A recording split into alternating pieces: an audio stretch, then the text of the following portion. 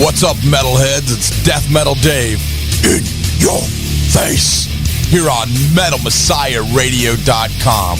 You can catch my show every Wednesday night from 7 to 10 p.m. Eastern Standard Time, where I play music from around the world, along with in-depth interviews from bands from around the world. Every Wednesday night, 7 p.m. Eastern Standard Time, it's Death Metal Dave in your face here on MetalMessiahRadio.com, bitches.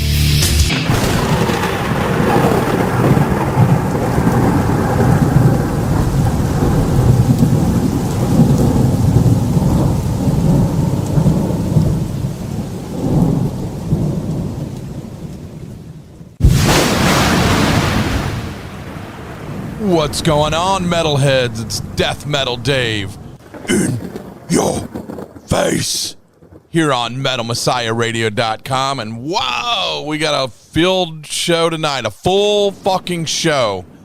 Oh man, well, I just played, the first song was Frozen Soul, Crypt of Ice, and as I've been promoting, I have the interview with Chris Bonner of Frozen Soul coming up in just a few minutes. Like I said, this shit's gonna start immediately. We're not fucking around. It's a good one, man. I'm telling you. Well, they're all good. I love them all. And after that, I played Nasty Savage. Why? Because I have Nasty Ronnie of Nasty Savage coming on, and he's going to talk about their show they're doing Friday night in Orlando at the Conduit. Hell yeah, that's coming up in just a couple minutes. And I don't want to spend too much time talking, but we're going to have Nasty Ronnie on here live after Stabbed in the Back. Crank it up, bitches. It's Nasty Savage in your face here on MetalMessiahRadio.com, bitches. Crank it up.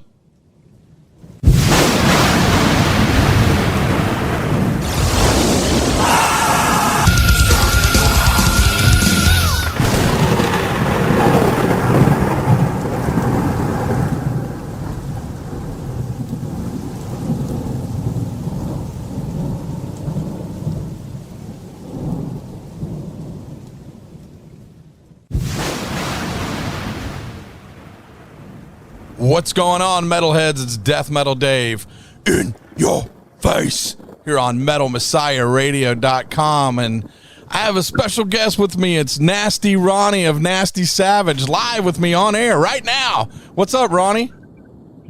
Hey, Dave. Thanks for having me on your show, man. I'll tell you what, you're doing a great job with it. Excited to be here, brother. Hell yeah, man. I'm excited to have you, man. One of these days, we're going to do a full-length, full show interview. But tonight, the main thing is to talk about Friday. You're doing a show Friday. That's right, man. This Friday night, people, the Conduit. You know, it used to be the Haven, but now it's the Conduit. It's the hottest place, I guess, where people are playing now. And all the bands are coming through there. And we're excited to be able to play. It's been 8 months since Nasty Savage played. The last show we played was in Mexico City, Mexico, on a metal fest, and we headlined that one. So, man, it's storing up inside us, man. The mayhem. I tell you what, we're excited to play Friday night. If you don't have your tickets, don't worry, just get them at the door. But you know what? Come and support metal. Come and support this show in Orlando at the Conduit this Friday. We're going to go on stage about 10 o'clock, and there's some really good bands that are playing with us too. Yeah. So we have tell them what bands they are. Yeah, Rhythm of Fear. I'm if I'm not mistaken, they're from Jacksonville, Florida, and Collapser, Tampa's own Collapser, who, man, let me tell you, they're fucking storming on the scene. What I just told you, Ronnie, and they are fucking killer, man. Young kids, the new generation of the metal. It reminds me a lot about like some old Nasty Savage. Haven't seen any TV smashing yet, but I'm sure you're going to do it, Ronnie, Friday night. Well, you know, how often can you be guaranteed if you go to a bullfight that someone's going to get gored with the horns of a bull, you know? But how often can you go to a metal show and kind of be guaranteed that there's going to be a TV set smashed on my chest? Or maybe I might even put my head through it, brother, because that's just what I do. I can't help it. You know, it's like, it's getting the aggression out, but I promise you this, we're going to burn some images in people's brains for life, because once you see that, you just got to remember it forever. You know, I mean, if I was in the front row or in the pit, I'd be loving it, man. I couldn't wait to come. I'd already have my tickets. Hell yeah, dude. And if you haven't seen this shit, it's badass. I've seen it dozens of times, and it never gets old. Fucking Ronnie, you're a fucking killer front man, and your guys, they fucking shred.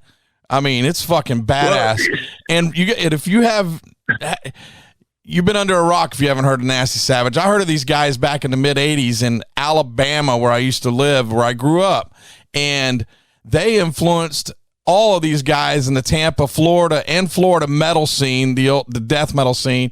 You'll hear interviews with Obituary and Deicide and Atheist, and they all say Nasty Savage was the guys they looked up to, and they just, the reason why they did death metal is to be a little bit more aggressive and more brutal.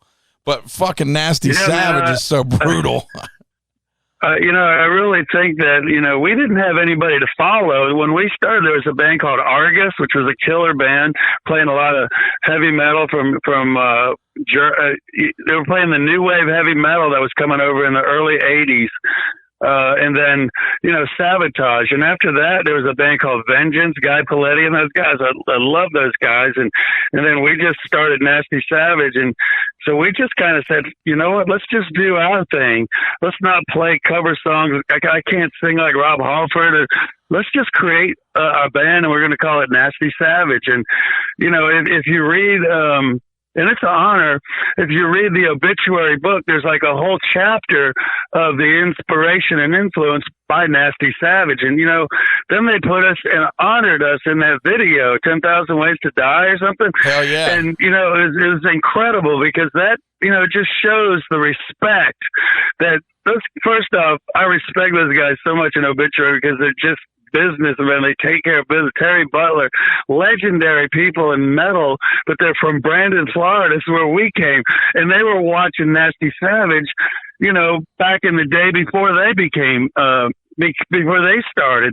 And, you know, there was a story that Donald Tardy and his brother, John, came to my mom's house and knocked on the door and said, "Is this where Nasty Ronnie lives?"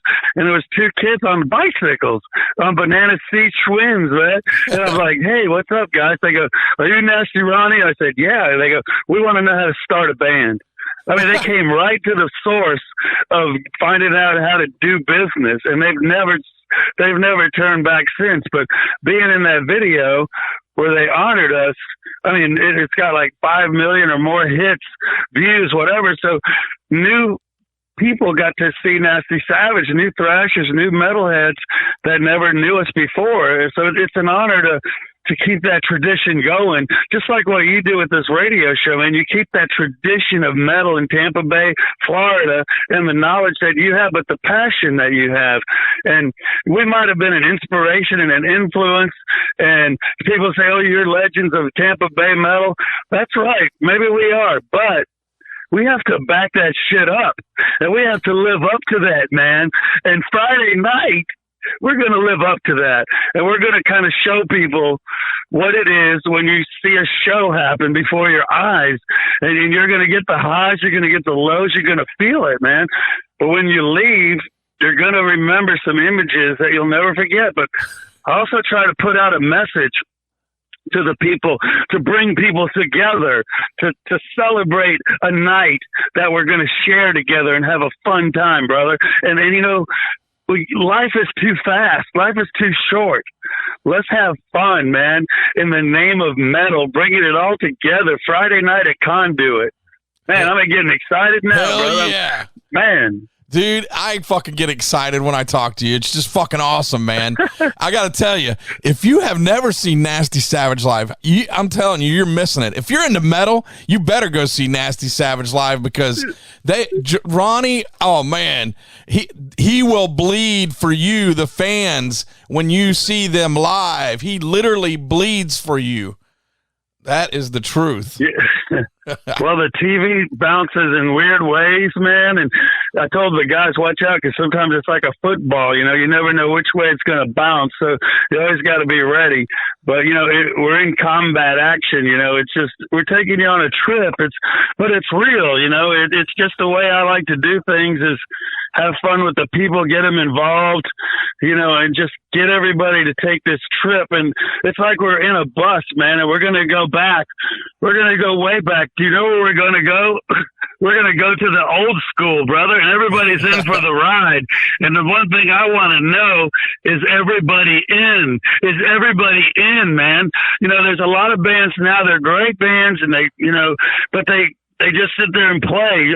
I just try to do more than that. I just try to give people some entertainment, you know, like in the old days, Johnny Cash, Little Richard, Jerry Lee Lewis, and even Elvis Presley sometimes shared the same stage back in the old days when they were touring.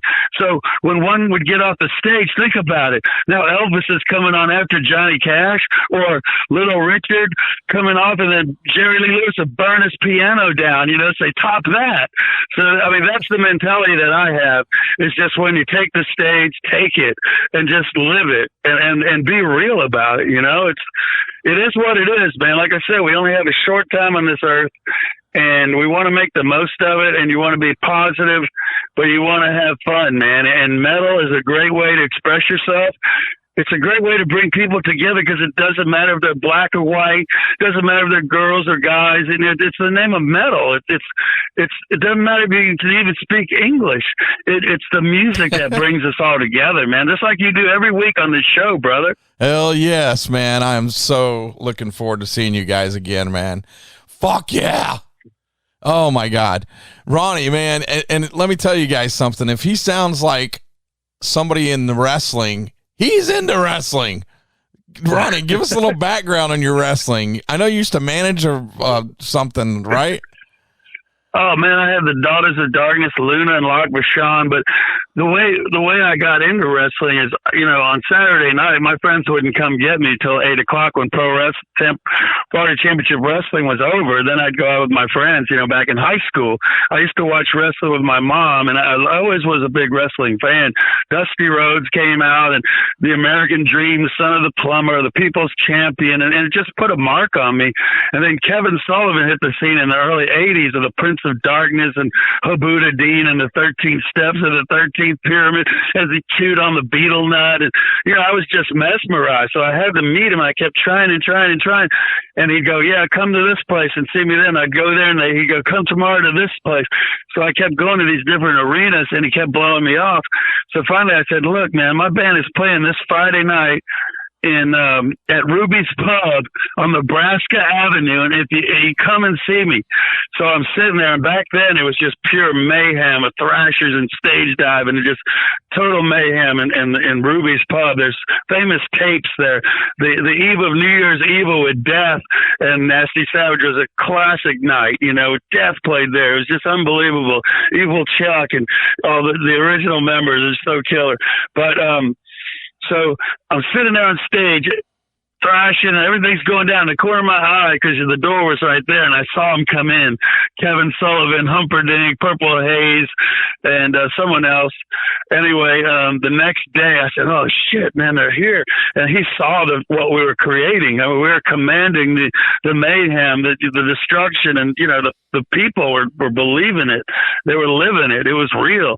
And they saw that I was a performer or a showman, I guess, because the next day he called me and said, brother, come see me. Come here. This is my address. Come see me now. We want to have lunch. So I came to see him. And the main thing that he wanted to work, because back then they had no pyrotechnics in wrestling, and they were doing the Dan Cannon Auditorium in Daytona, triple chance cage match against Blackjack Mulligan, and he invited me to come down and be a part of his entourage. And I'm like, holy shit. So with Habuda Dean and the Snakes. But one thing he wanted, he goes, Nasty, he goes, do you think you could bring those flash bombs that you had on stage? He goes, I want to use them when I come out to the ring.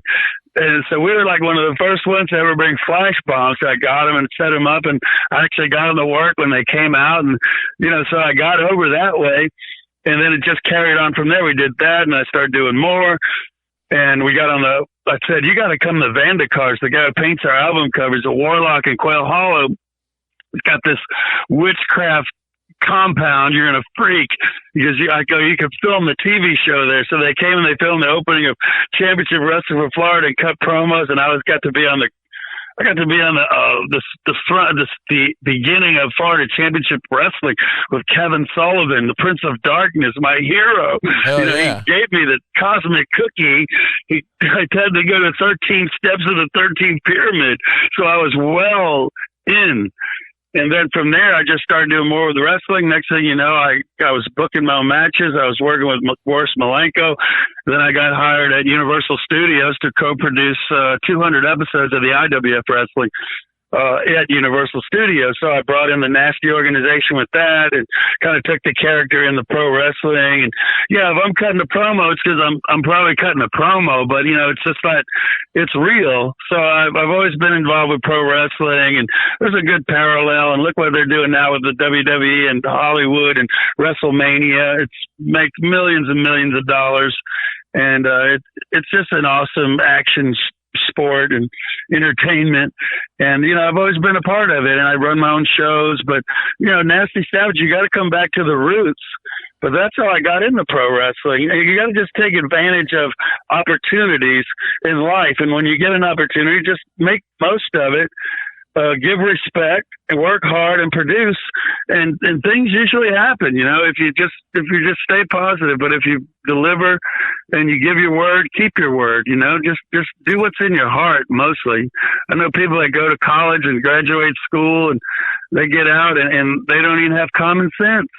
So common sense goes a long way. You just got to be happy with yourself and enjoy what you do. Hell yes, Ronnie. Well said. Man, I can't wait to have you in here for a full show, man. That's going to be fucking killer, man.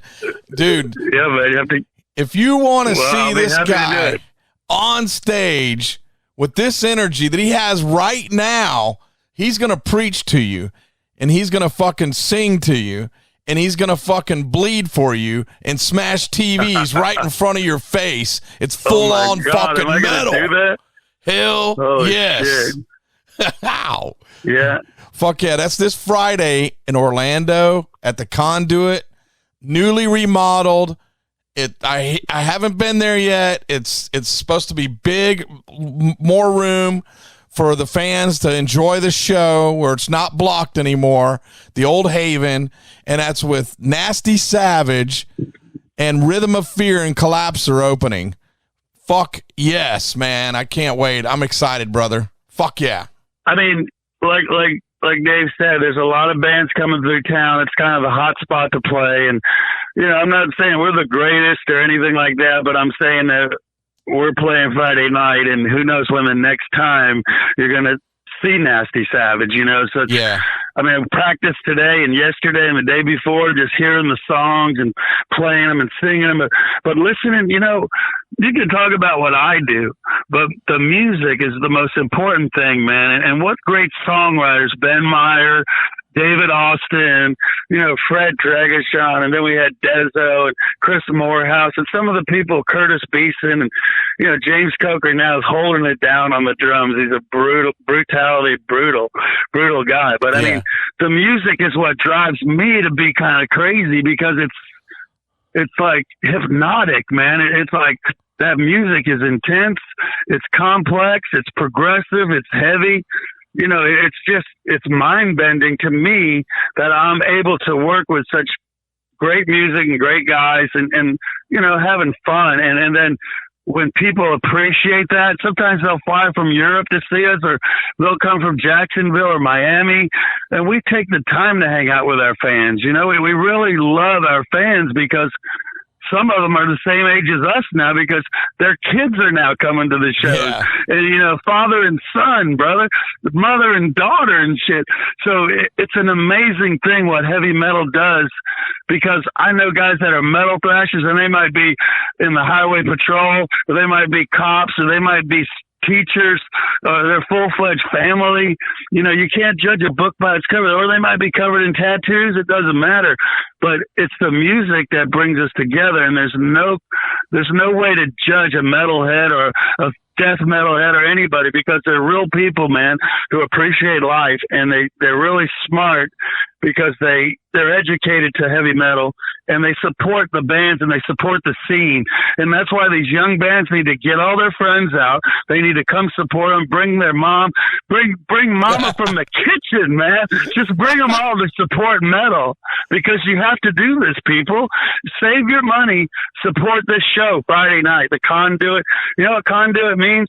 Bringing you together. Conduit, coming together. And that's what we're going to do Friday night, man. It's as simple as that. And who knows when. We want to do a Tampa show next, and we're working on some stuff. But, you know, we just got to take it day by day, man. But, you know, we're ready for Friday night, 10 p.m. There's going to be some bullhorns out there, man. Someone's going to get gored. Right on, Ronnie. I appreciate you joining us, brother. We're going to go out there Friday night, Conduit, Orlando, Florida, with Nasty Fucking Savage. Thanks, Ronnie. I appreciate you joining me, man. It's awesome. Keep up the great work, man. I really respect what you do, brother, and everything you've done in the metal community and in the future, too, brother. You ever need anything, just you got my number. Thank you, guys. Thank you, brother. I appreciate it. All right. See All right, you. man. Goodbye. Fuck yeah. Ronnie's got some fucking energy, man. You better look out, Orlando, because he's going to bring it to your fucking asses. Oh, fuck yeah. And like I said before, if you've never seen Nasty Savage, you definitely need to see Nasty Savage. If you're into metal and you haven't seen Nasty Savage, you haven't seen a metal show, a true fucking brutal in your face metal show. All right, bitches. Oh, wow. I'm going to play another Nasty Savage tune, one of my favorites, Metal Nights, and then we're going straight into Frozen Soul. All right, bitches, crank it up. It's Death Metal Dave and Nasty Savage. In your face, bitches. Thanks, Ronnie. You're fucking awesome.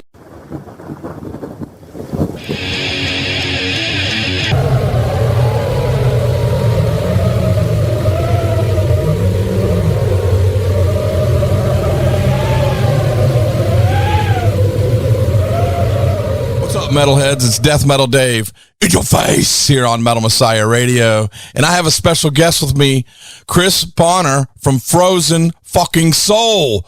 Hell yeah. What's up, Chris? What's up, Dave? How are you, man? Fucking loving life, man. I'm loving this Frozen Soul shit because, like I mentioned to you before, man, it's one of my favorite new bands for real, man. Like old school death metal. Oh yeah. That's kind of our thing, man. That's our approach. That's what we're into.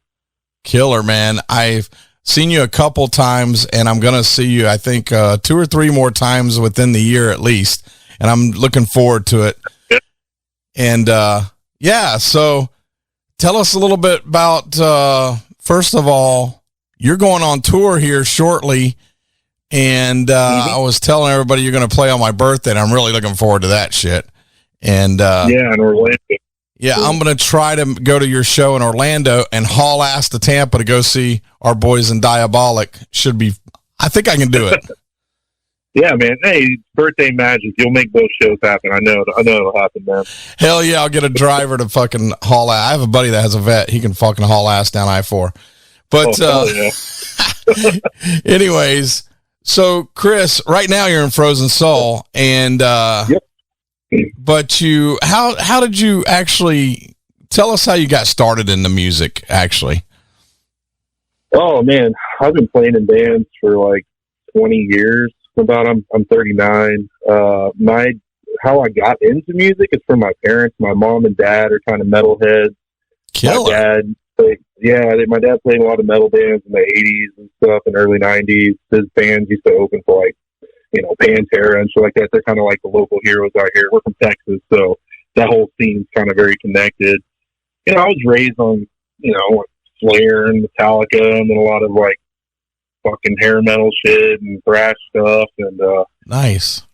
That was kind of my introduction to the music world. you know? Like, my favorite fucking videos when I was a little kid was was it Doc and Dream Warriors, and then I think Accept Balls to the Wall. You know, I was like a little 5-year-old kid, just running balls to the wall, man. Yeah. You know, yeah, that was the shit for me.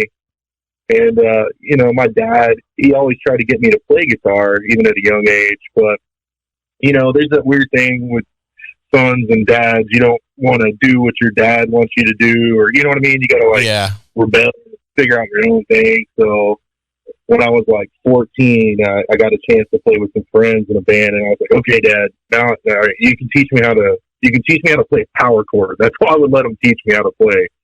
Because he was like, he's a badass guitar player. He's like, oh, let me show you these skills. And he told him, like, no, fuck that, just power chord, you know. And and my way to rebel against my parents, because they love metal, was to get into like punk rock and like the more extreme sides of punk and stuff. So I just started slamming power chords together, and you know, I kind of learned how to play guitar the wrong way, I guess. A lot of people learn by doing cover songs or finding that, you know, songs that they like and learning them. I just literally learned how to make a power chord, and I just started writing my own music, and I just kind of went from there. So yeah.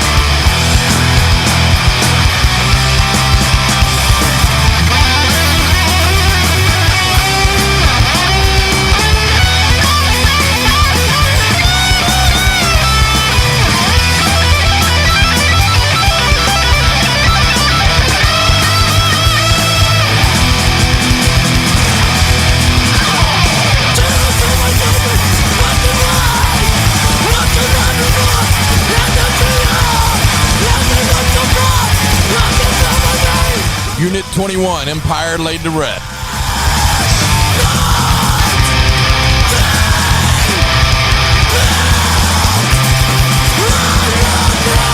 I played in a lot of bands. A lot of my past bands, like Wild Tribe and Obstruction, were more extreme, like punk hardcore.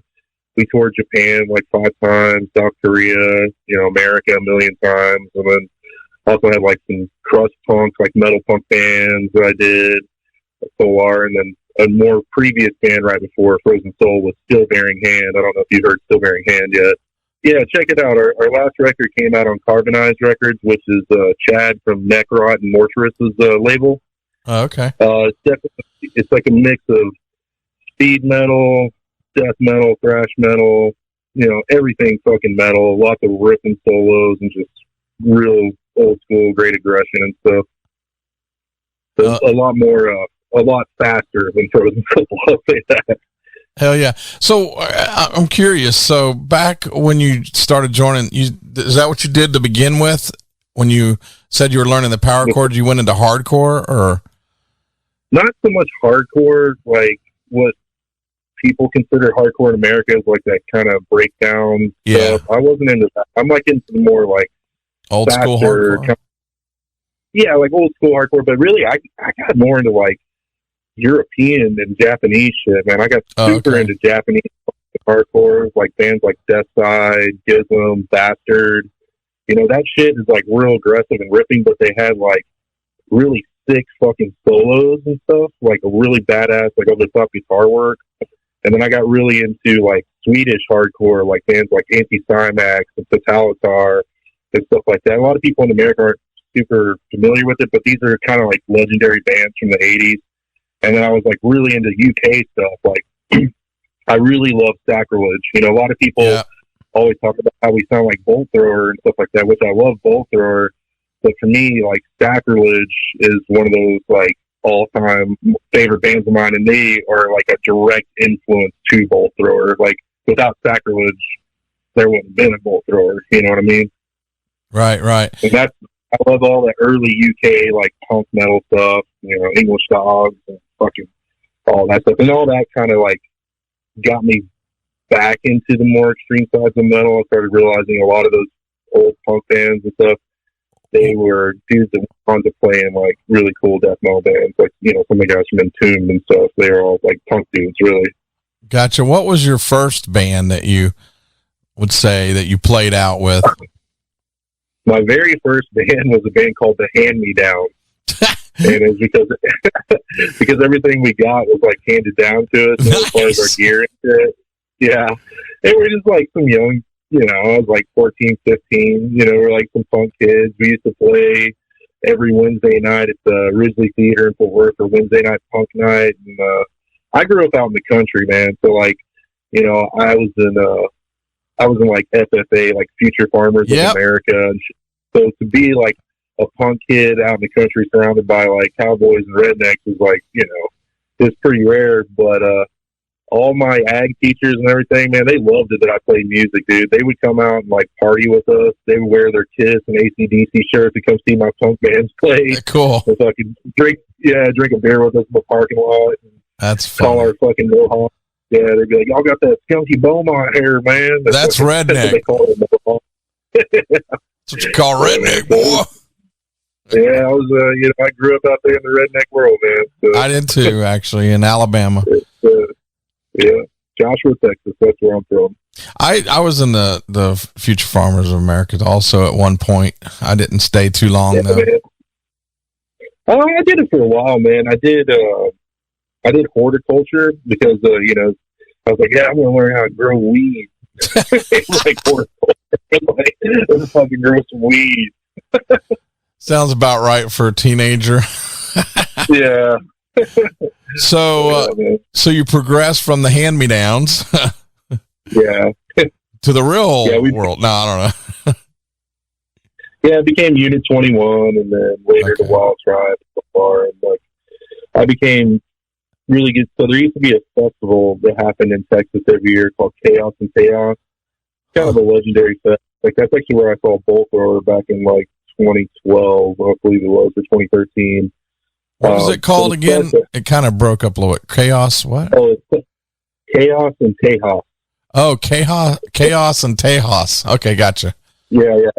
It happened every year down in Austin, and this dude, Timmy Hefner, put it on, and he would fly out all the best, like, underground punk, hardcore, death metal, black metal, rock and roll, just Sick. like kind of a mix of shit from all over the world in the underground scene to Austin every year for a 3 or 4 day fest. So I got to see like a lot of like really sick, legendary bands that never ever play America. And during that time, early in like 2005, I kind of became friends with a lot of the dudes in the Japanese like punk scene, hardcore scene, like these legendary dudes, Death Side and Paintbox and Judgment. These are bands that are pretty revered in their world, and they liked my band, and they started bringing me over to Japan quite often to like tour and stuff like that. Killer. Yeah, that's cool, man. And $100. That was Unit 21. Yeah, that was my band, Unit 21, Wild Tribe, and Obstruction. Oh, for all three of those, they brought you to Japan. Dude, yeah, the Suichi, the guitar player from Ford, he loves like every project I've ever done, and he always puts out my records over there, and then just like brings us over for tours just because he wants to hang out and party. Crazy cool. That's killer, yeah. man. So, how were you received over there in Japan? Oh, really well. Yeah, they love Texas like energy and stuff like that. Those bands, Wild Tribe and Obstruction, they're pretty fucking crazy, like hardcore punk bands. They're just fast, aggressive as shit, kind of music. Some shit you're gonna slam some beers to and fucking jump off someone's head, Yeah. Hell yeah. It's that kind of more of an old school vibe. This is Wild Tribe and Midnight Tribes. You'll fight.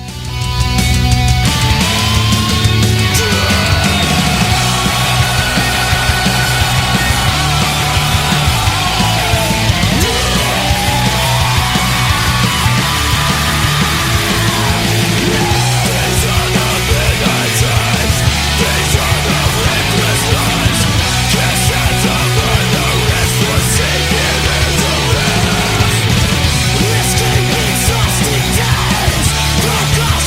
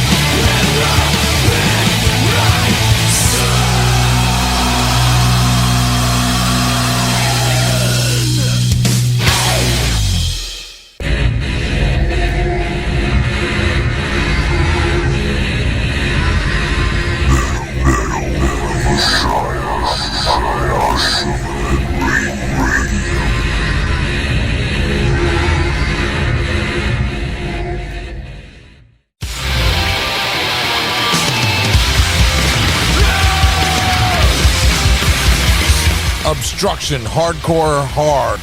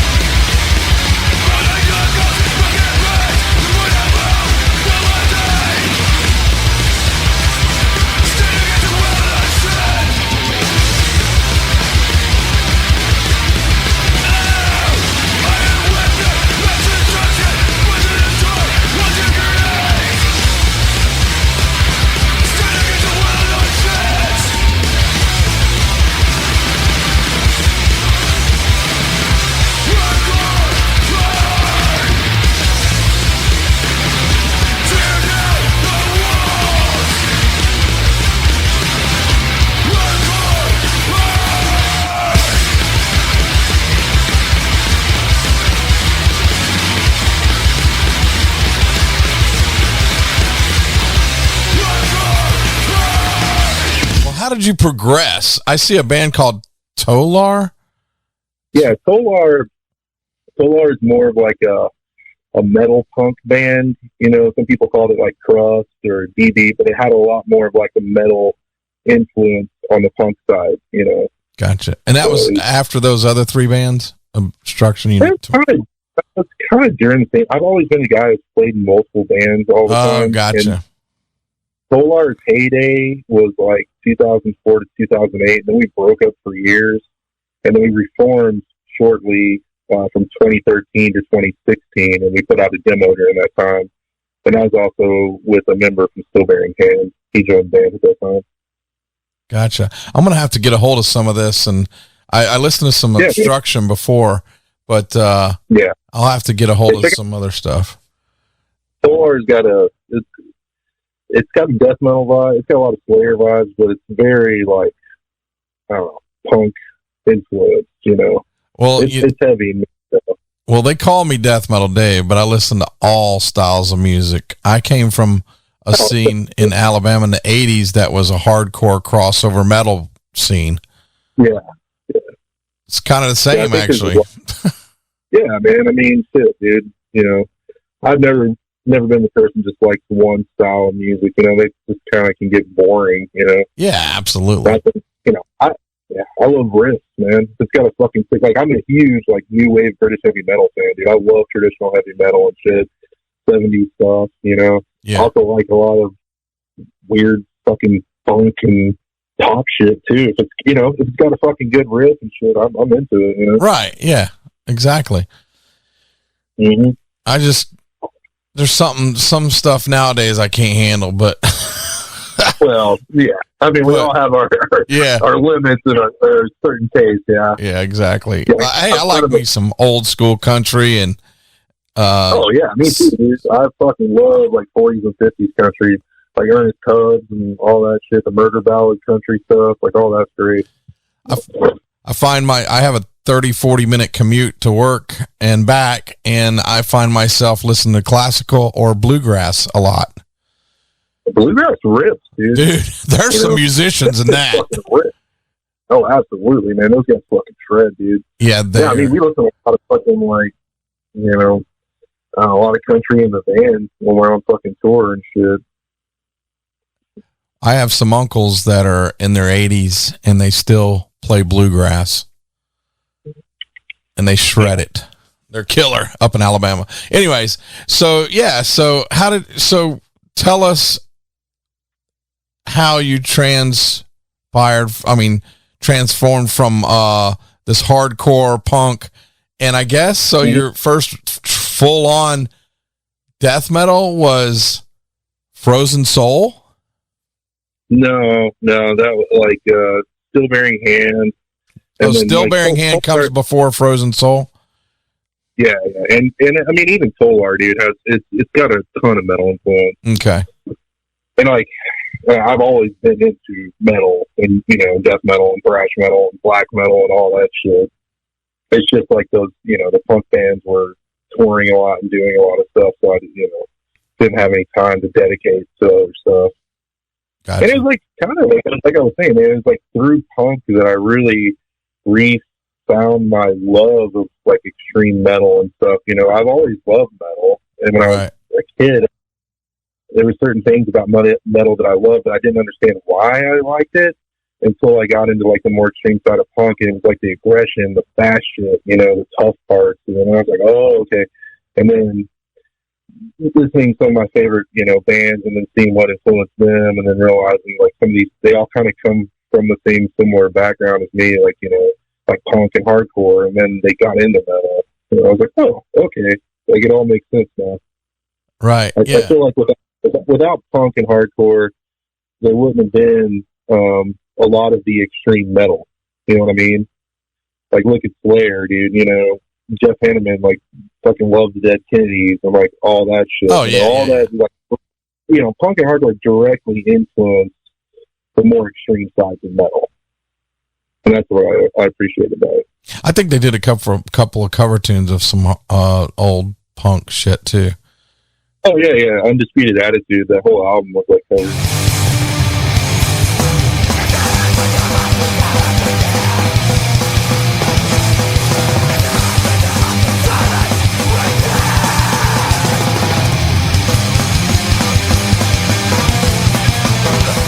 Tolar, In Silence.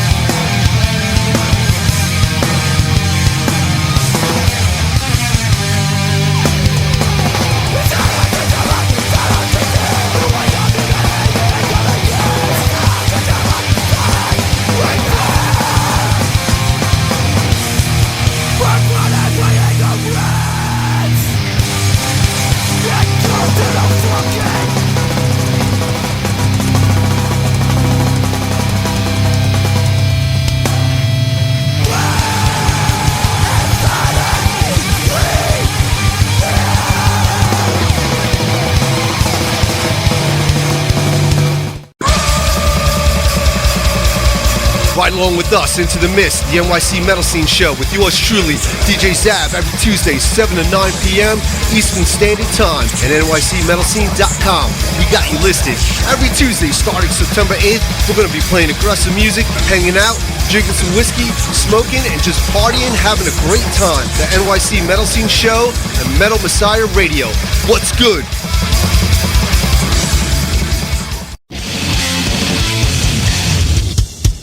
So, what would you say? Okay, you told us some influences in your hardcore, and you told us like Sacrilege and Bolt Thrower, which you're right. That Frozen Soul does have like a Bolt Thrower-ish kind of vibe, but it has a whole old school death metal kind of vibe. But what would you say is your like old school metal influences? Like old school heavy metal influences? Yeah, death metal, thrash, whatever.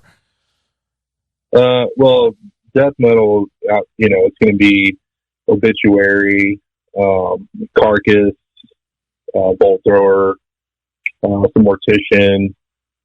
Those are like some of the top kind of influences for me. But I like some other personal influences are like Celtic Frost, Bathory, Hellhammer. I really like a raw kind of sound, but I also really like simple riffs. You know what I mean? Like, it's for me, it's really exciting when you hear somebody that doesn't know how to play guitar write a cool riff, because then it's like very novel and unique, and it's not going to sound anything like somebody that's like a master guitar player. You know what I mean? Yeah. Like they're going to approach it in a way that's like totally unorthodox. So I mean, I like the more primitive kind of raw shit. As far as like heavy metal goes, man, like I love old school Scorpions. I love fucking Iron Maiden. Fucking Uli John Ross, a fucking amazing guitar player. Thin Lizzy is like a huge influence on me, like melodically. I love their fucking harmonies and like all that shit. Metallica is also a pretty big influence on the band. The way they write songs and structure stuff and set up the parts.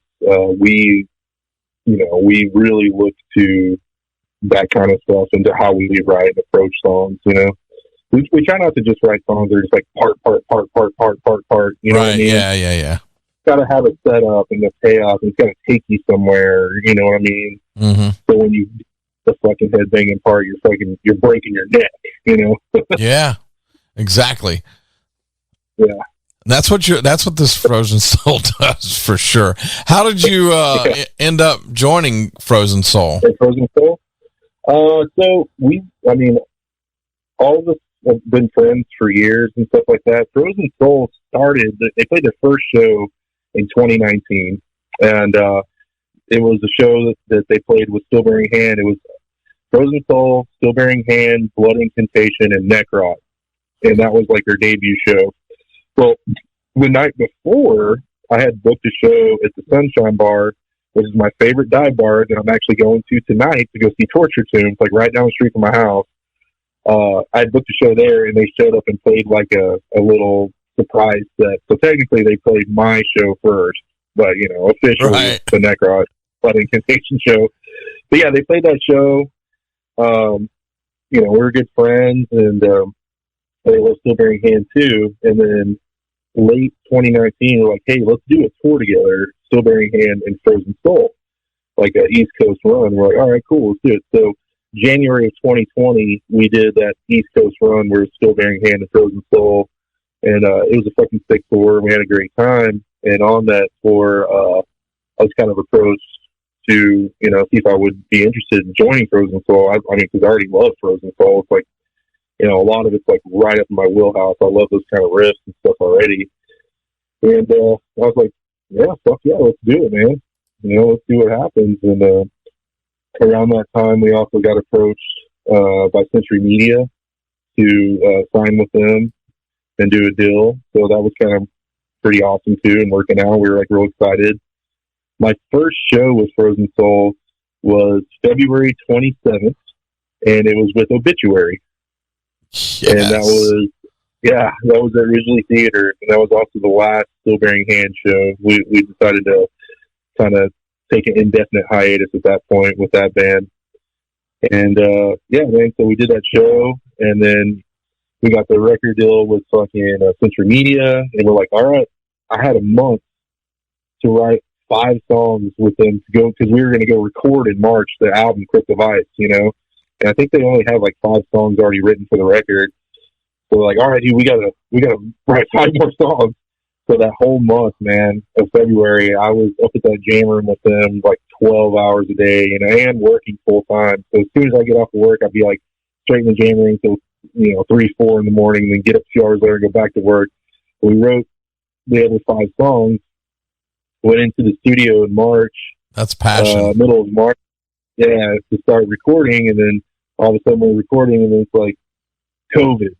Everything's on lockdown. We're like, oh, yeah, I feel like fucking COVID.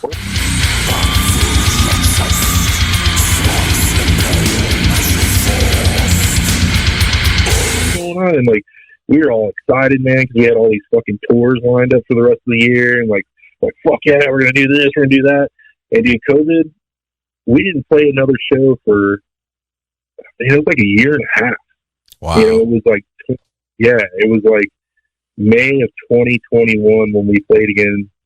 So yeah, a little over almost a year and a half. So May of 2021, and that first show back was actually we had a beer come out with the local brewery out here, and Texas, like Florida, was like a little bit ahead of the country. Like mask mandates were done, like all that.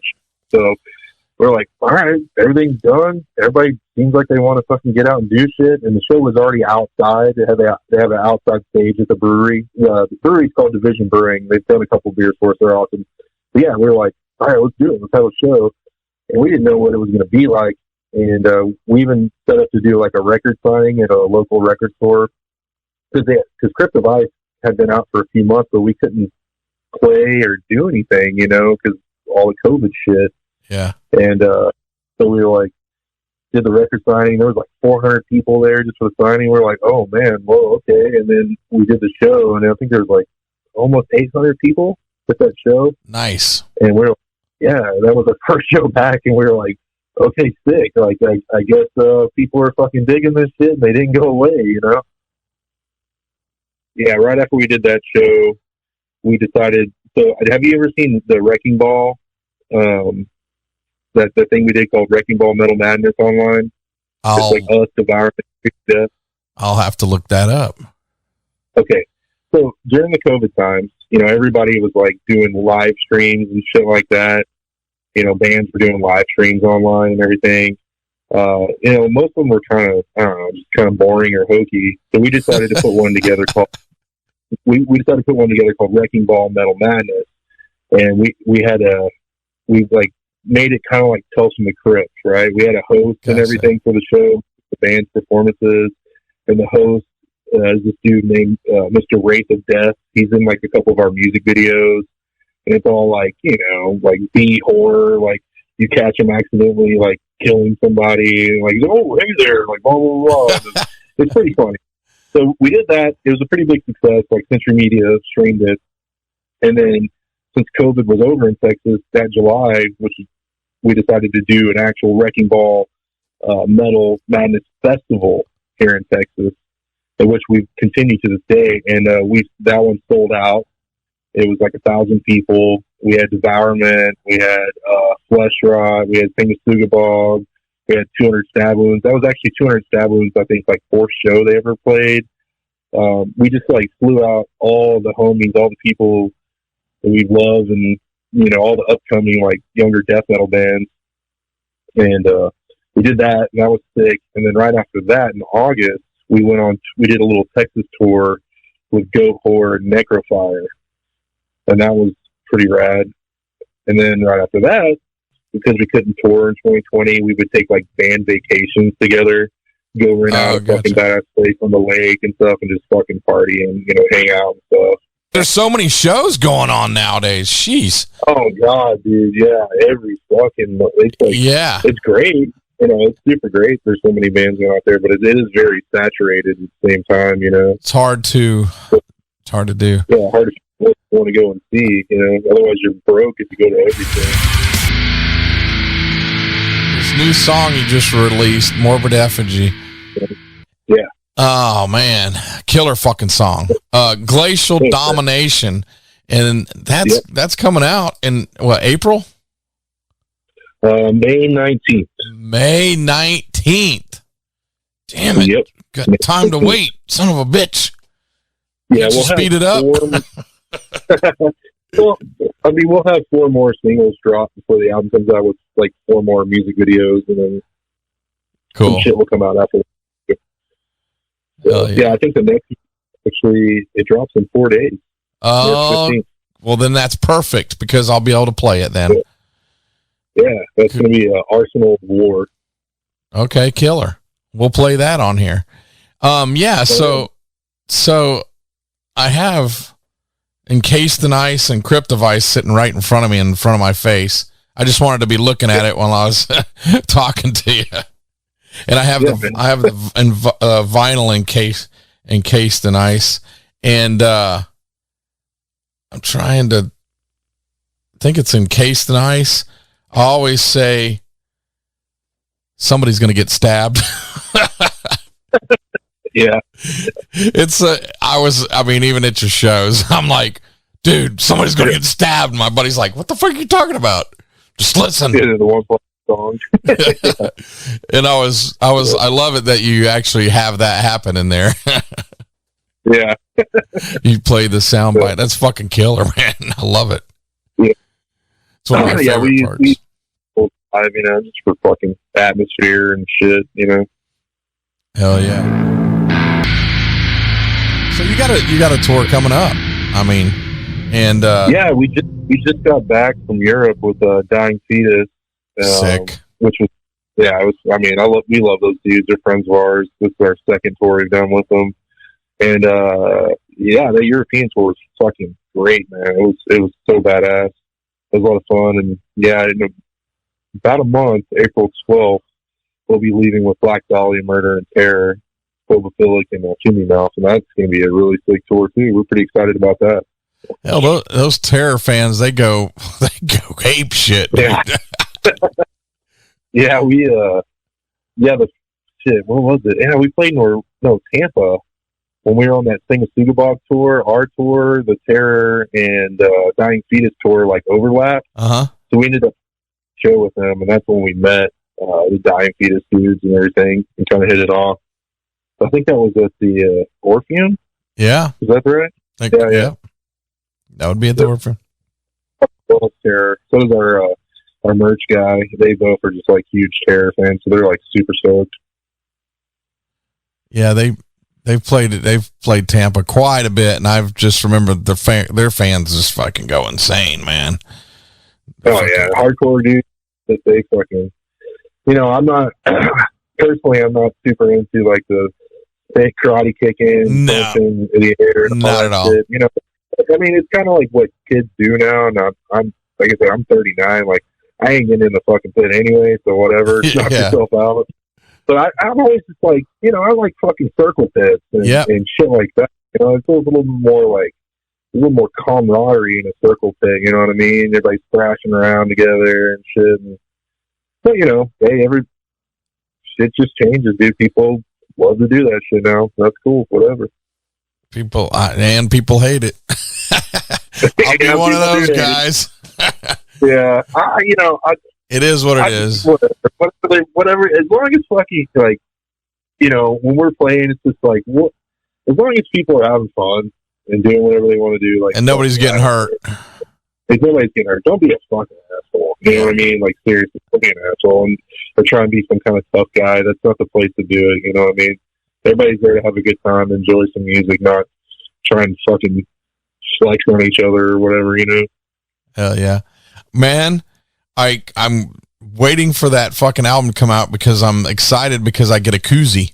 I bought a koozie also. Oh yeah, did you get the ice scraper?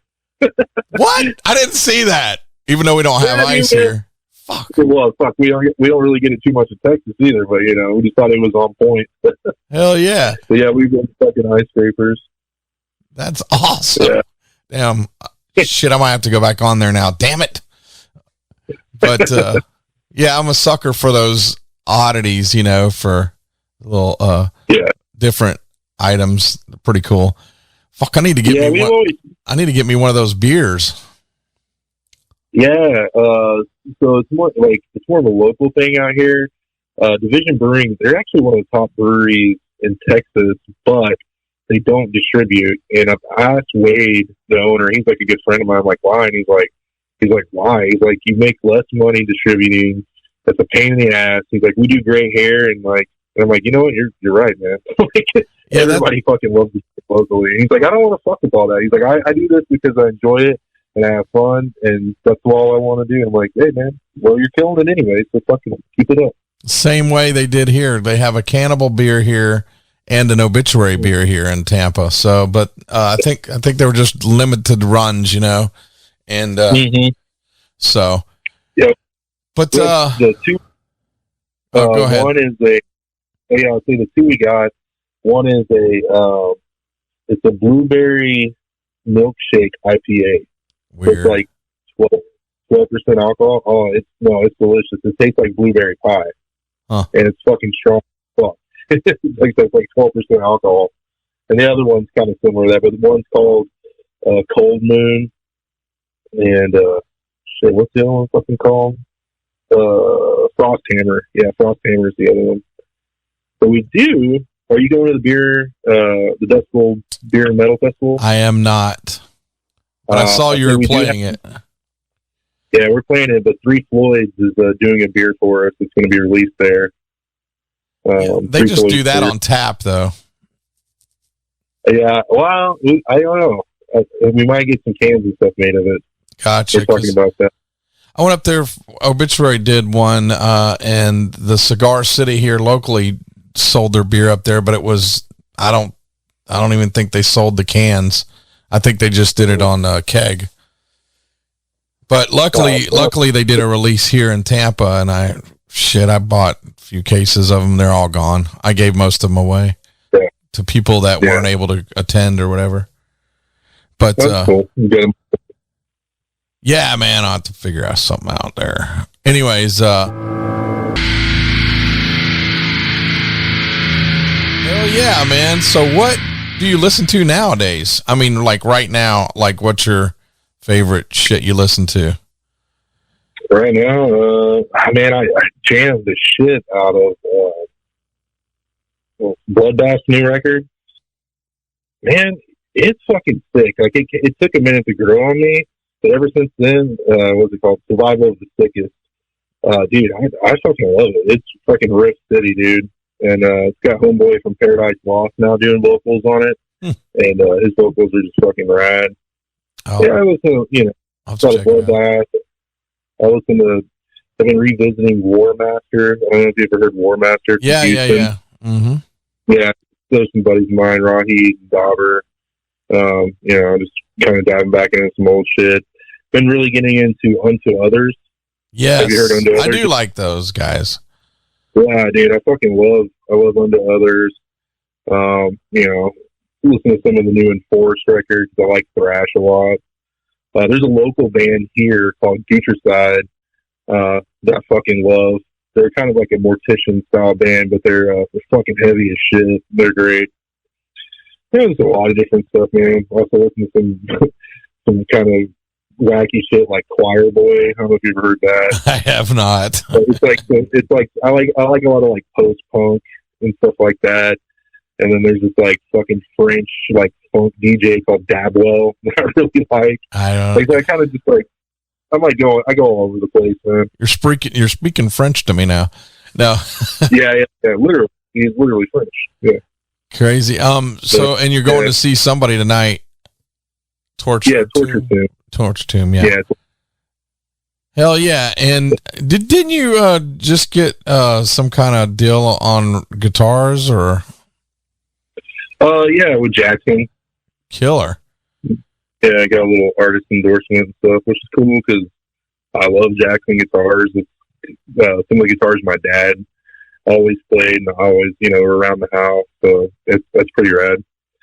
Yeah, I like DC Rich guitars too, but I've always been a little more partial to Jackson's just personally, Right, gotcha. So I guess that's your guitar of choice. What kind of amps and shit? What's your equipment that you play other than your guitar? Well, so me and Michael both use TV6505s. That's just a go-to workhorse amp that always sounds good, man. We run those through Mesa 412s, and then we hit it with a Maxon ST9 Pro Plus overdrive. It's the same overdrive that Cannibal Corpse used, back in the day. And I don't know, we got this cool. Well, Cannibal, they use Mesa Boogies and shit, which I like that. But I've always been more of a fan of just the PV sound, Yeah. And I think Carcass uses PVs, and I've always liked their guitar tone. So we kind of got this mixture of Carcass, Cannibal kind of guitar tones that we go for, Hey, whatever makes you sound like you do, that's what we want to hear. Man. I'm just trying to keep it heavy, and my main guitar I'm playing now is a Jackson Kelly, a USA Kelly. I use Seymour Duncan Blackout pickups. I just think they sound fucking super heavy. I'm not traditionally an active pickup guy. I always typically like passive pickups more, but these Blackouts, man, they're just, I don't know, they got a really good fucking bite to them, and they're pretty gnarly. Hell yeah. So you said you had a day job. Man, you work the weekends? Yeah, of course, man. I'm a fucking Joe Schmo, dude. What do you do? I sell guitars. Oh, you do what now? Yeah. I sell guitars, man. I work for Guitar Center. Yeah. Oh, okay. You work at Guitar Center. Okay, cool. There's a Dean guitar factory here, and there are a lot of the guys that in the local scene, they work there, and actually would leave and go on tour and shit. But yeah, I'm the platinum sales manager at my store. I've been there for 13 years.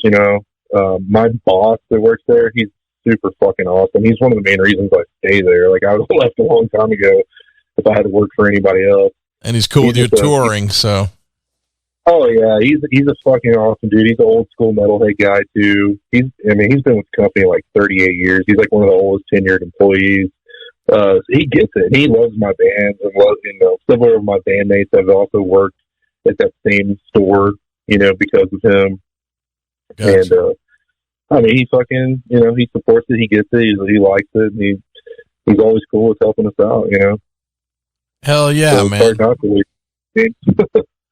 We all got to work for a living. We don't make the money to survive on the music business. I do all this shit voluntarily. I pay for my own shit for this shit, and there's no pay in it. But I enjoy it. I love doing things like this, talking to you. And yeah, absolutely. It gives some enjoyment in life. I mean, what the fuck else do you do? Just work, go home, and then die. Right. Playing in bands, there's not a lot of money or whatever, but it is very rewarding and experience and and making new friends and relationships and just it gives some meaning to life in a weird way, I guess. For me it does. I love playing music. I've always loved touring and stuff. I like the adventure of it all. Hell yeah, man. I'm just looking forward to Glacial Domination, and it's a perfect name. Yeah, that's what that looks like about what you guys are aiming for is glacial. Yeah. I would say global domination. Well, yeah, the next one might be World of Ice. No, I'm just kidding. I don't know, but right? Yeah, glacial domination. Yeah, it's we're ready to we want to fucking kick some fucking ass, man. We go out there and fucking hit it hard and show people what we got. This summer we're going back to Europe for about 2 months, and we're playing we're playing a bunch of open air festivals like Summer Breeze and Bloodstock and Wacken and all this shit. And that's going to be after the album comes out, so we're stoked because we're going to be able to play a lot of these new songs to huge crowds of people. You know, it's gonna be fucking wild. Plus, like, you know, we worked with Matt Heafy on this new album with Trivium. Nice. And, yeah, he's a fucking cool dude, man. You know, like super nice, super smart guy. Like, it was really interesting working with him, man. Like, I don't really come from the world of you know, like metalcore and right. stuff that he does, but he's like, he's got a really good ear for music, and like he's a fan of music, like all different, you know, genres and extremes of metal. Yes. You know, yes. So he gets it, and he loved our band. And when we flew out to Orlando and went to the Trivium they own an airport hangar at the airport. Trivium does. It's like giant. And this is where they jam and store all their fucking touring shit and everything. We went out there for a week and like jammed with them and talked music. And, you know, there's like 2 songs that we co-wrote with them. And then the rest was just him just like listening with his ear and just being like, you know, yeah, yes, no, try this, whatever. And it helped a lot, you know. It's really cool. It was really cool to have that kind of, I don't know, different perspective on things. You know, but obviously you can tell, like, even with the first thing, like, it's fucking death metal, you know? Yeah. You know, funny is, Matt and Trivium, I seen them play in little bitty bars way before they were signed years ago in Orlando and shit. And, man, they're so huge now, dude. It's crazy. Yeah. You know? And like you just said that they're, fans, good friends at Obituary, and Kenny from Obituary used to guitar tech for them also. And oh wow, years ago I was a stage manager for a festival here that was the same dude that put on Milwaukee Metal Fest years ago. He did Sun and Steel Fest, and Trivium was playing. They were the first band to play that day, the very first day, and they actually spelled their name on the flyer. I have it up here in my music room. They spelled it Tivium, and it had just been signed to Metal Blade. Oh wow, pretty funny. Anywho, hell yeah, that's interesting. I had no idea about Matt being part of kind of helping you or whatever, guiding you. Yeah, some. That's cool. Yeah, he helped. Yeah, he helped produce it and stuff. But I just want to say, like, that man, that guy, he works fucking 40 hours in a 24-hour day. He's just on it all the time, dude.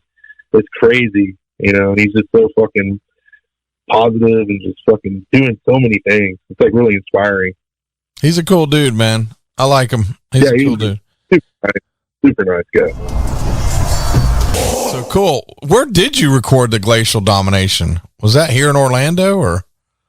No, so we did pre-production out there, but we actually recorded at Empire Sounds in Carrollton, which was previously owned by King Diamond, and he cut like a lot of his records there. That's in Dallas? It's in Carrollton, which is right outside of Dallas. That's where he lives. Okay, gotcha. So it was kind of King Diamond Studios. That was really fucking cool, you know. And all the gear there was just fucking crazy, man. Like, we were recording on a fucking SSL console that recorded like Elton John and Aerosmith, and nice using gear. Yeah, using physical pieces of gear that Metallica used on the Black album, and just like it was, you know, fucking multi-million-dollar studio. We felt so out of place there in a weird way, you know what I mean? Yeah. But it came out great. It was really cool. Hell yeah, it sounds like a little museum in itself. Oh, totally, man. Yeah, there's so many. Yeah, I mean, a lot of that gear could be in museums, man. The owner of the place, Alex, super cool dude. His dad worked for Eminent Speakers. He worked for Jackson. He worked for Acoustic, the brand in the 70s. And he designed a lot of amps and speakers and shit. And a lot of his stuff that he designed was in that studio. And some of it we used, like one of these Jackson cabs. He designed the speakers for it. And we loved the way that cab sounds. So we kind of blend that cab with the Mason Boogie cab and did some, you know, studio magic and shit. And we actually, Michael just bought one of those cabs because he found it online. And like, we're kind of like going to start hoarding that gear because nobody knows. You can find these cabs. I probably shouldn't be saying this, but you can find specific Jackson cabs are really cheap out there because everybody thinks they're junk, but they are actually badass. And once people figure it out, like, they're probably going to go through the roof. Right. Yeah. Well, hell yeah. So, Chris, anything else you'd like to say to everybody out there? Man, just I'll keep checking out for the singles. March 15th, we're going to drop the music video and single Arsenal of War. And we're going to have 2 more videos come out before the album's released on May 19th. Come out, check us out on tour with the Black Dahlia Murder, Terror, Phobophilic, and Fuming Mouse. The tour begins April 14th at the Philly Beer and Metal Festival. Goes all around the fucking country, Canada, and it ends at Milwaukee Metal Fest. We play Saturday night out there with Black Dahlia Murder and Anthrax. I think it's the headliner night, which is going to be super sick. So yeah, man, come out, catch us on tour, check out the shit. Hope you all fucking dig it and grab a fucking record if you can. And an ice scraper. Yeah, grab an ice scraper too. Yeah, don't forget the ice scraper, man. Are you gonna once you put that shit on your car, your windows are just going to be fucking instantly iced over, man. It gets cold as shit. Are you going to have those on tour, or can you only buy them online? Those are only online right now. But dude, we put out fucking ice chests. You know, we used to have those fucking flip flops we call Frozen Souls. We're always just doing goofy stuff for fun, man. You know. Nice, killer. Yeah. All right, brother. Yeah. I appreciate your time, and I look forward to seeing you guys on my birthday if it works out. Yeah. Correctly. Hell yeah, brother. And hell yeah, man. Have a good time. Oh, hey, one more thing I forgot. You just recorded a video too, didn't you? We just recorded 2 more music videos out in Denver. Yeah. We had it's like we needed the snow. You know what I mean? Originally, we were supposed to go to Buffalo because there's a lake out there that freezes over every year. But Buffalo all of a sudden had this record fucking heat wave. And then we were in Europe and we had to figure it out last minute, like, where can we go for snow? And we're like, okay, Colorado's got snow. So we rebooked the shit to Colorado. After the shit was already booked in Colorado, there's like a major blizzard hitting out on the East Coast. And now there's all this snow out there. We get to Colorado, there's no fucking snow. We're like, fuck, what are we going to do? So we ended up going up to Fort Collins, which is about an hour and a half north of Denver, and driving way up into the mountains where there was snow. And we filmed some shit out there. We also filmed in some different locations, but the footage is pretty cool because we're literally like on the side of a fucking mountain in the snow playing some shit. That's a pretty cool song too. So. With your gear, is that one of the ones? How long is it going to be before these come out? So it's about every 2 to 3 weeks from now on, a video is going to drop. Oh, okay. Killer. Yeah. So yeah, there's one video that's actually 2 songs, and it's going to be like a 11-minute video. It's like a mini movie, but it's 2 songs. I don't want to give away what it's about, but it's fucking sick. I bet you it has to do with something frozen. It has to do, yeah. Yeah, you can say that.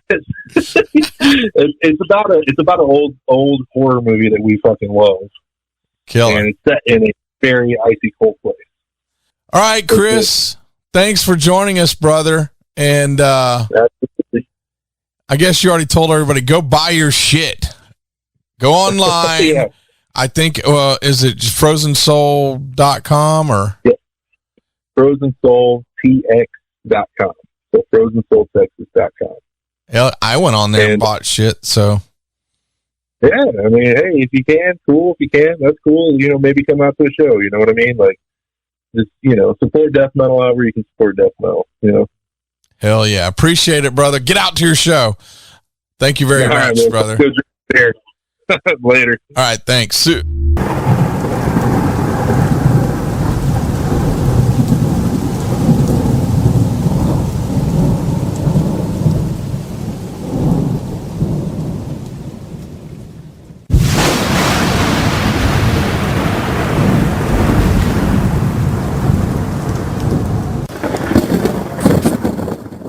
What's going on, metalheads? It's Death Metal Dave in your face. here on MetalMessiahRadio.com.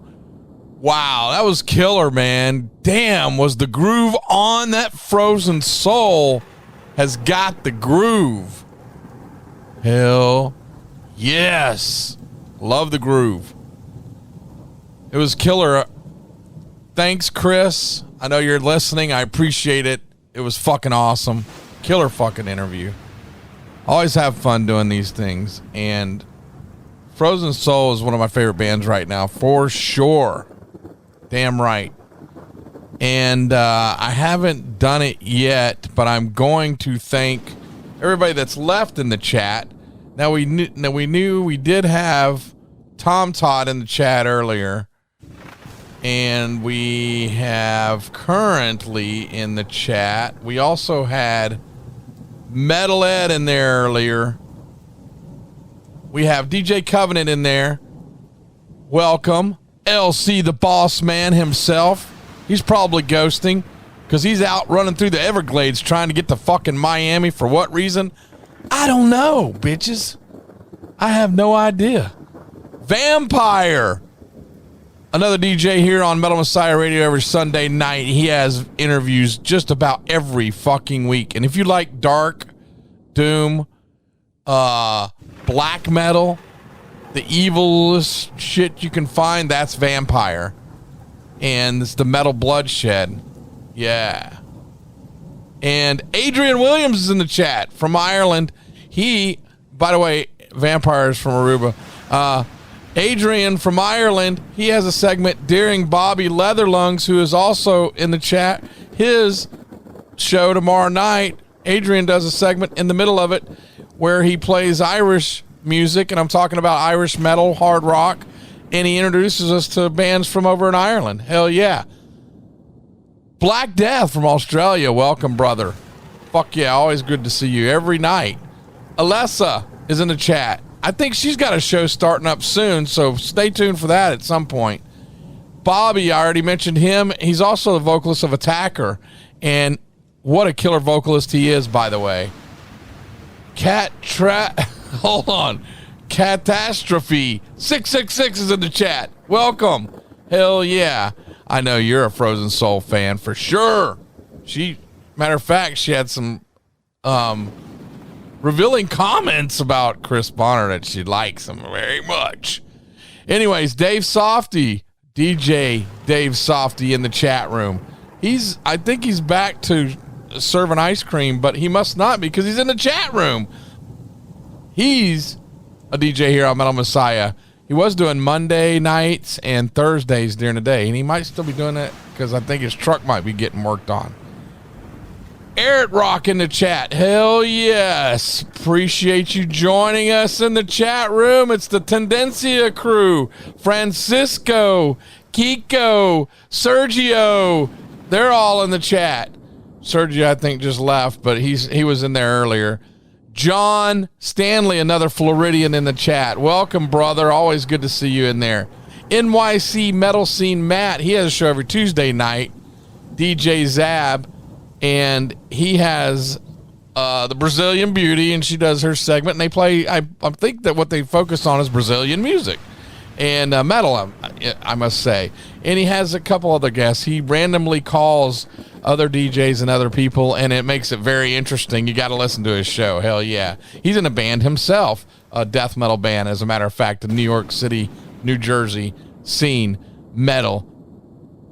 Matt. Ozzy from over there in Pinellas County. Hell yeah, thanks for joining. It might be Pasco, but I think he's in Pinellas County. Ryan is out in Texas. What's up, Ryan? Thanks for joining it. Tom Todd came back in, our resident firefighter. So if we have a fire in the chat room, he can put it out. Wow. Oh, where's that sound bite? There it is. All right, bitches, I thank you guys for everybody that's listening and everybody that joined us in chat tonight. I enjoy these fucking interviews. I don't have one next week yet, but you never know. I might have one live. We'll see what's going on. I also like to thank Nasty Ronnie. What an interesting dude that is. He is like a preacher. And if you missed it, oh my God, when I put it on YouTube, you're going to have to definitely listen. And they're playing Friday night in Orlando at the Conduit. If you can get out there, go check it out. Nasty Savage, Rhythm of Fear, and Collapser. Fuck yeah, it's going to be a killer show. All right, bitches. Now, you heard Chris Bonner from Frozen Soul mention that he was going to see a band. When I interviewed him, it was like a week ago or less, something like that. Anyways, he was going to go see Torture Tomb. So I'm going to play some Torture Tomb next. And then he also mentioned that his new favorite right now is Bloodbath. So we're going to play some newer Bloodbath. And he also mentioned he was a fan of Entombed. So I'm going to play some Entombed. How about that shit? And they actually did a cover tune of this Entombed song, but I'm going to play the Entombed version. And yeah, that's our next set. Torture Tomb, Bloodbath, Entombed, in your face. Crank it up, bitches. It's Death Metal Dave. In your face. Here on MetalMessiahRadio.com. Crank it.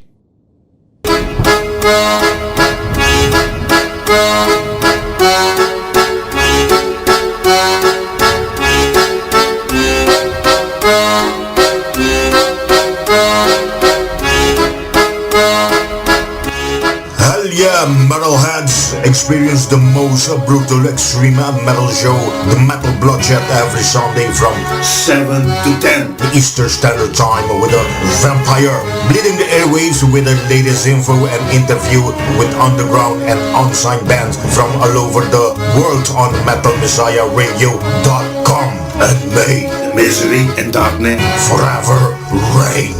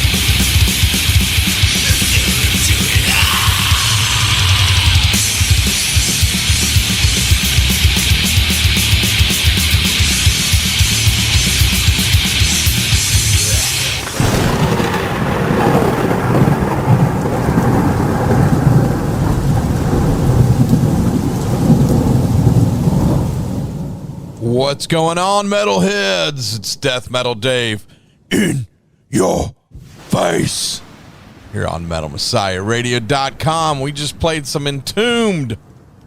Before that, Bloodbath, newer Bloodbath. Pretty good shit right there. Thanks, Chris Bonner, for enlightening me that it was out. Didn't even know. Torture Tomb, never heard them before. I found this song. Wow. Yes. Hell yes. And once again, we had Chris Bonner from Frozen Soul on earlier. I'll be putting this show, complete show, up on YouTube in a week or so. I'm going to try to accomplish it next weekend, which is just a couple days away. I also have to get the Jeremy Kling from Venom Inc. and The Absence and Inhuman Condition. I got to get that one up there too. That was a killer one. Fuck yeah. I always appreciate you guys for listening. I really appreciate it, and it's just so fun to do this show. And you need to go check out other DJs. All these guys do it for the love of metal, and that's the reason why they do it. There's no other reason. We don't get paid for this shit. We do it for the fun of it. We enjoy it. We love metal, and that's why we do it. Fuck yeah. So speaking of somebody that loves metal and likes to entertain the crowd, I had Nasty Ronnie on to begin the show, really, right off the bat. And wow, he's a killer dude, man. I've known him for many years, and he is definitely he's a legend in this town for sure. And I mean, he did killer fucking tours, went and played big shows up and early on when Slayer and Destruction and all DRI, they did tours with DRI. They did all kinds of shit, man. And I wish they were still that big of a band and they continued on, but they're doing one-offs here and there, you know? And if you get a chance to go see them, you should see them. It's a fucking amazing killer live show. Nasty Ronnie up there preaching the metal gospel and bashing TVs over his head and chest, and just, it's crazy, dude. Yeah, he beats him with a chain. It's so fucking great, man. I love it. He throws that wrestling element in there. So I'm going to play some Nasty Savage next. They're playing Friday night at the Conduit in Orlando, and Rhythm of Fear is opening, so I'm going to play that after Nasty Savage. And Saturday night, we had a Tendencia guys in the chat room. I had the pleasure of going to see Death to All and Suffocation, and that was a blast. So, and while hanging out, I hung out most of the night at the Orpheum in Tampa with my good longtime friend I've known from like '88, Kelly Schaefer of Atheist, and he's got a new project coming up in June, May or June, and I'm going to have him on here, and we're going to talk all about that in about a month or so. So be looking out for that. I can tell you, I think I can say it. I'll just tell you, Till the Dirt, I think, is the name of the project, and I've heard a song a little while back, but I can't play it at all for sure. But it's Kelly's newer band, but Atheist is not done yet. They're still going to do, I think they got a European tour coming up later on in the year.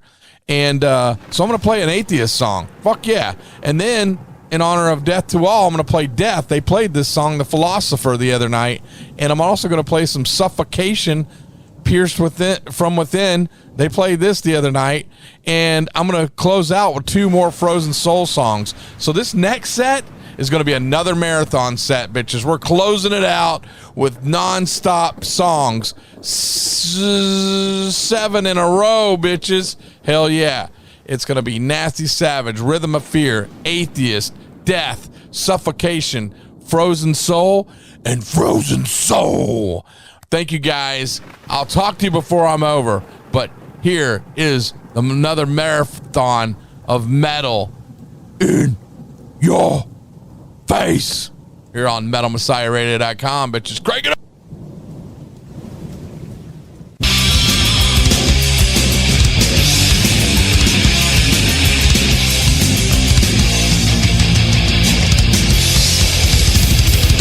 XXX Triple X